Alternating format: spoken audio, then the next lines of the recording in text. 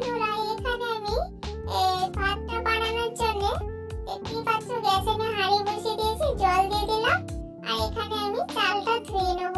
চালটা একটু ভালো করে পরিষ্কার করে ধুয়ে নিচ্ছি, যেহেতু খাওয়ার জিনিস ভালো করে ধুয়ে খেতে হয়, সেই জন্য আমি একটু ভালো করে ধুয়ে নিচ্ছি চালটা। দেখতে পাচ্ছ জল দিয়ে ধুয়ে নিচ্ছি। বন্ধুরা আমি তোমাদের ছোট্ট বন্ধু, তোমরা দেখতেই পাচ্ছ, আমাকে প্লিজ তোমরা সাপোর্ট করো আর ভিডিওটিকে লাইক করো আর সাবস্ক্রাইব করতে ভুলো না। পাশে থাকা বেল আইকনটি বাজিয়ে দিও যাতে আমার নতুন নতুন ভিডিও সবার আগে তোমাদের কাছে পৌঁছে যায়।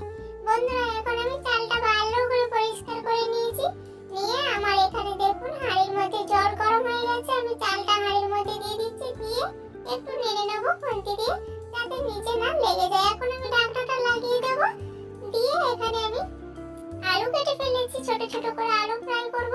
তো ছোট ছোট করে আলু কেটে নিয়েছি, আলুগুলোকে এখন একটি পাত্রে নিয়ে আমি জল দিয়ে ভালো করে পরিষ্কার করে ধুয়ে নেব।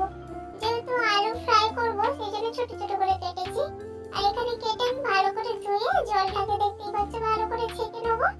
জল যেন একদমই না থাকে ছেঁকে দিতে হবে। ছেঁকে এখন আমি একটা পাত্রে করে প্লেটের মধ্যে নিয়ে হলুদ আর নুন দিয়ে ভালো করে মেখে নিচ্ছি। দেখতেই পাচ্ছ আমার মাখা হয়ে গেছে।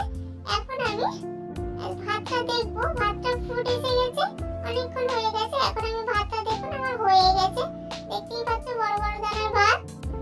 এখন আমি ভাতটাকে নামিয়ে নিচ্ছি। ভাতটাকে এখন আমি এই ফ্যানটাকে গড়িয়ে নেব যাতে ভাতটা একটু শুকনো হয়ে যায়। ফ্যানটাকে গড়িয়ে নিয়েছি, দেখতেই পাচ্ছ ফ্যানটা কত সুন্দর গড়ে গেছে আর ভাতটাও খুব সুন্দর হয়েছে। এটা একটু বাসমতি চালের ভাত আমি রান্না করেছি। এখন আমি ঢাকনা লাগিয়ে দেবো। এখন আমি এই গ্যাসের মধ্যে বসিয়ে দেবো কড়াই আলু ফ্রাই করার জন্য। তার জন্য আমি একটু অল্প পরিমাণে তেল নিয়ে নেব। বন্ধুরা এখানে আমি সাদা তেল নিয়েছি, তোমরা তোমাদের পরিমাণ অনুযায়ী নিতে পারো। এখানে আমি সাদা তেল পরিমাণ অনুযায়ী নিয়ে এই যে আলু মাখাটা, এই যে আলু আমি নুন হলুদ মাখিয়ে রেখেছিলাম ওটা এখন কড়াইয়ের মধ্যে দিয়ে দিচ্ছি। কড়াইয়ের মধ্যে দিয়ে ভালো করে একটু নেড়ে দিচ্ছি। এখন আমি একটু ঢাকনা লাগিয়ে রেখে দেবো আলুটা যাতে সেদ্ধ হয়ে যায়। ঢাকনাটা খুলে দেখলে দেখতেই পাবে আলুটা আমার হয়ে গেছে পুরো সেদ্ধ হয়ে। এটা আমার আলু ফ্রাই পুরো হয়ে গেছে। আমি একটা প্লেটের মধ্যে ঢেলে নিয়েছি।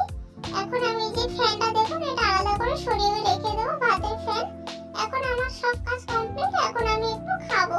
তো আমি রান্না করেছি যেহেতু আমি একটু ট্রাই করে দেখবো আমার খাবারটা কিরকম হয়েছে।